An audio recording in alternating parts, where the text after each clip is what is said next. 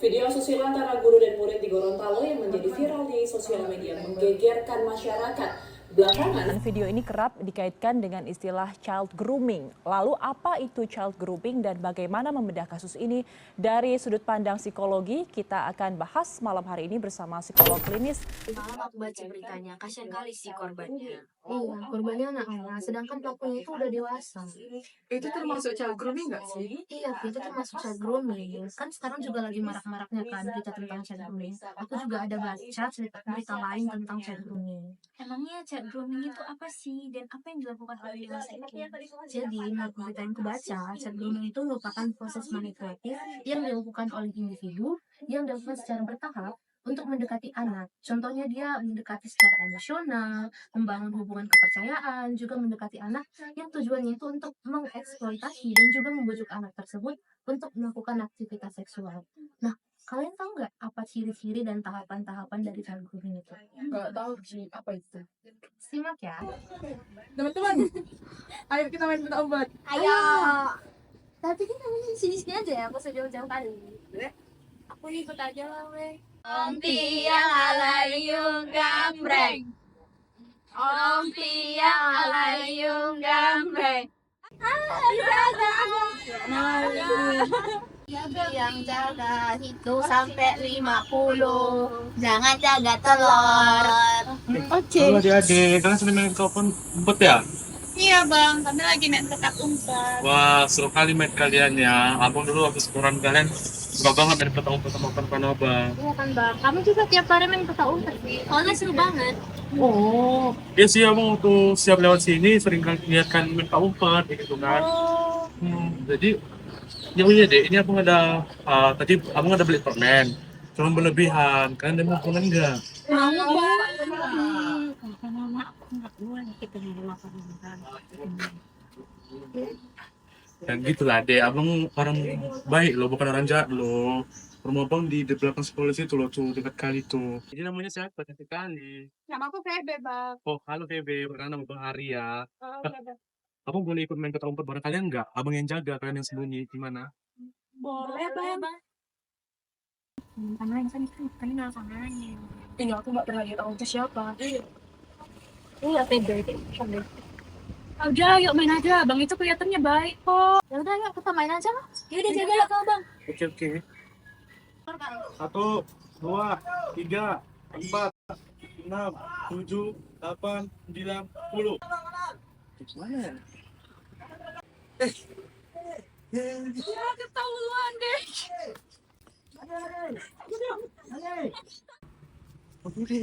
Kenapa bang? Baca komentar orang itulah. Gak mau bang. Jadi pelaku child grooming menggunakan berbagai teknik untuk dapat mengakses dan mengontrol korban.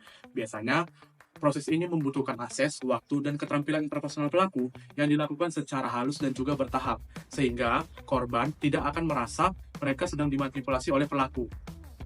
Anak-anak yang berpotensi terkena child grooming itu yang pertama anak-anak yang rentan karena tinggal dengan orang tua tunggal, tinggal di asrama, tinggal di panti asuhan, dan anak-anak yang di lingkungan keluarganya itu adanya keluarga yang kecanduan alkohol, KDRT, ataupun pelecehan seksual. Yang kedua, anak-anak yang terisolasi dan kurang dukungan sosial ataupun merasa rendah diri dan kurang percaya diri sehingga rentan terhadap perhatian orang dewasa.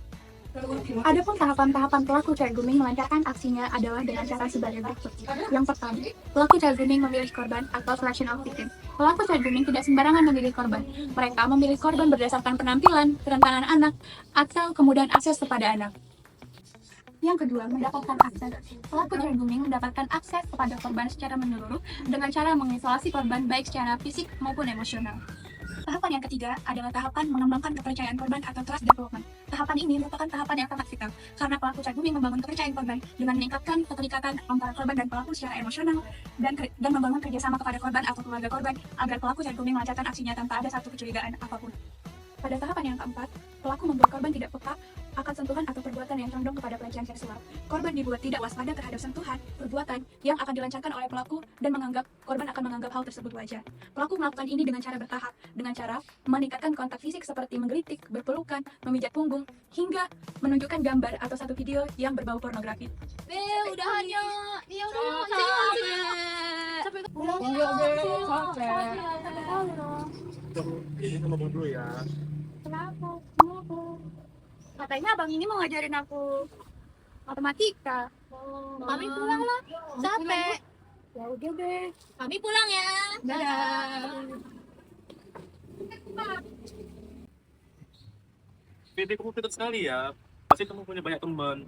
Iya bang, tapi aku suka bicara sama abang. Abang tahu banyak hal. Makasih ya Bebe ya. Abang cuma pengen Bebe itu merasa nyaman aja. Oh ya, Bebe punya WhatsApp kan? Punya bang. Bebe boleh bagi nomornya nggak? Kalau misalnya nanti kita cerita, ngobrolnya lewat WhatsApp aja. Oh gitu ya bang. Iya. Boleh.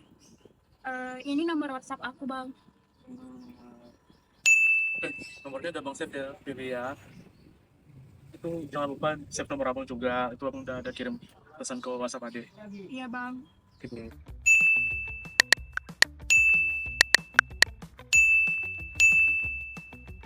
Adapun tanda anak menjadi korban child grooming adalah yang pertama perubahan perilaku secara mendadak, yang kedua lebih banyak keluar rumah hingga bolos sekolah, yang ketiga sering mendapatkan hadiah yang tidak bisa dijelaskan asal usulnya, yang keempat memiliki hubungan atau pertemanan dengan orang yang jauh lebih tua, yang kelima penurunan prestasi di sekolah.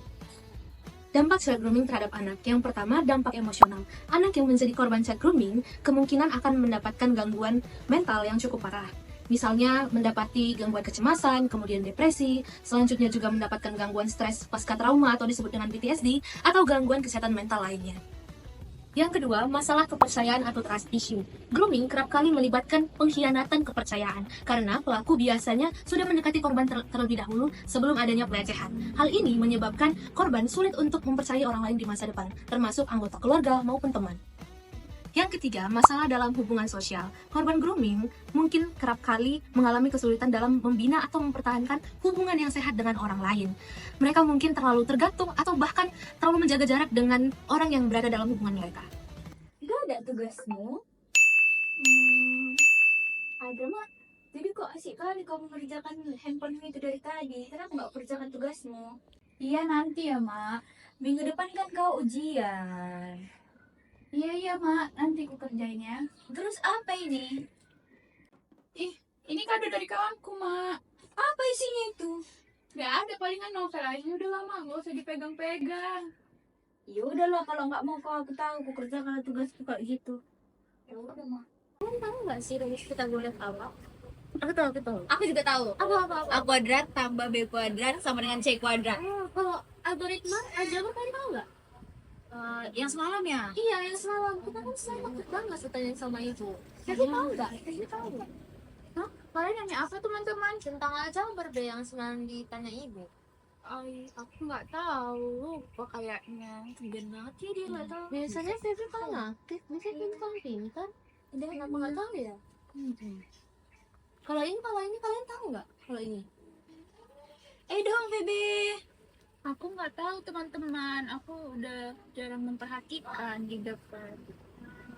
Yaudah nanti kita tanya guru aja ya. Berdasarkan dampak yang sudah dijelaskan tadi, child grooming merupakan salah satu bentuk kekerasan terhadap anak atau KTA. Menurut Peraturan Menteri Pemberdayaan Perempuan dan Anak, Republik Indonesia Nomor 2 Tahun 2022 tentang Standar Layanan Perlindungan Perempuan dan Anak pada pasal 147, kekerasan terhadap anak yang selanjutnya disingkat dengan KTA adalah setiap perbuatan terhadap anak yang berakibat timbulnya kesengsaraan dan penderitaan secara fisik, psikis, seksual, atau penelantaran, termasuk untuk melakukan pemaksaan untuk melakukan perbuatan, atau perampasan kemerdekaan dengan cara melawan hukum. Adapun undang-undang yang terkait tentang child grooming ini adalah Undang-Undang Nomor 35 Tahun 2014 tentang atas perubahan Undang-Undang Nomor 23 Tahun 2002 tentang perlindungan anak. Pada undang-undang ini ada bab 9 yang di dalamnya itu disisipkan tentang larangan. Nah, larangan ini berkolerasi tentang child grooming yang dimana pasal-pasalnya sebagai berikut. Pasal 76D, setiap orang dilarang untuk melakukan kekerasan atau ancaman kekerasan, memaksa anak untuk melakukan persetubuhan dengannya atau orang lain.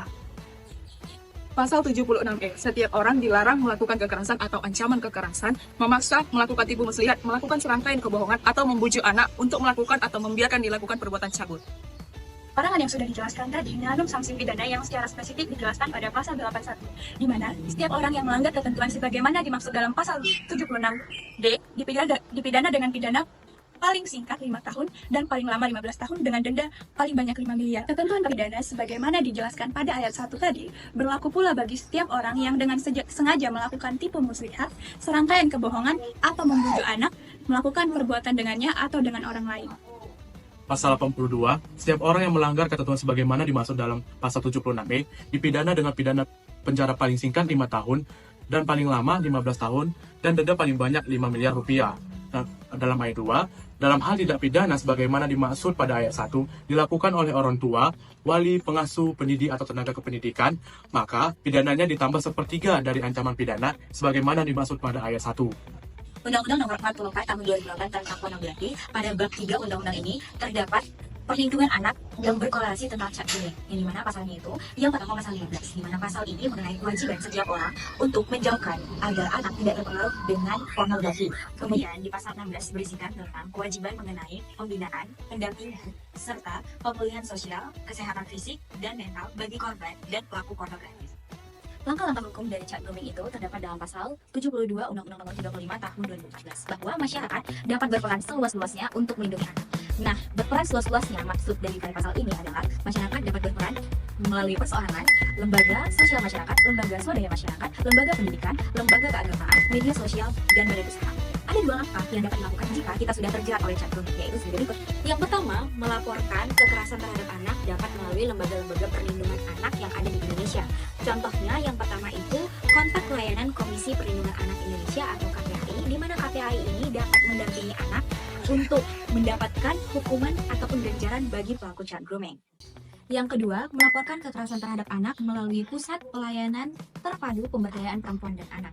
Melalui lembaga ini disediakannya konsultasi psikologis bagi korban yang terkena child grooming. Dan juga disediakan pendampingan untuk korban yang terkena child grooming pada sampai akhir penjatuhan hukuman bagi pelaku child grooming. Yang kedua, lapor ke polisi. Anda dapat langsung melaporkan kepada kepolisian setempat. Jangan lupa untuk menyimpan semua bukti yang Anda punya. Saat Anda membuat laporan, biarkan pihak berwajib untuk melakukan penyelidikan terlebih dahulu.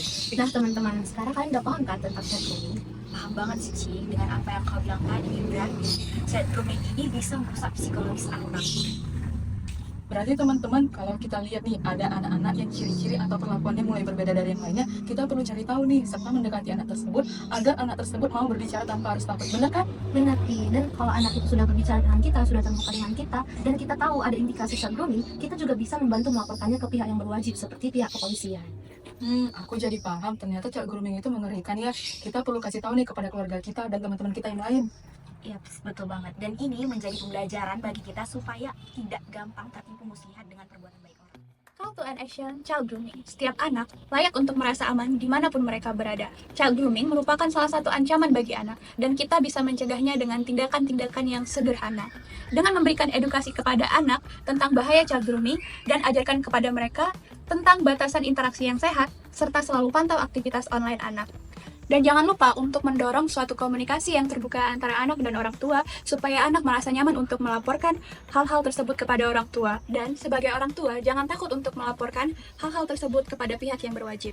Jangan biarkan anak Anda menjadi korban child grooming. Mulai sekarang, lindungi anak Anda. Ambil langkah kecil hari ini untuk mencegah kejahatan child grooming. Bersama, kita bisa mencegah kejahatan child grooming dan menciptakan generasi yang aman bagi anak.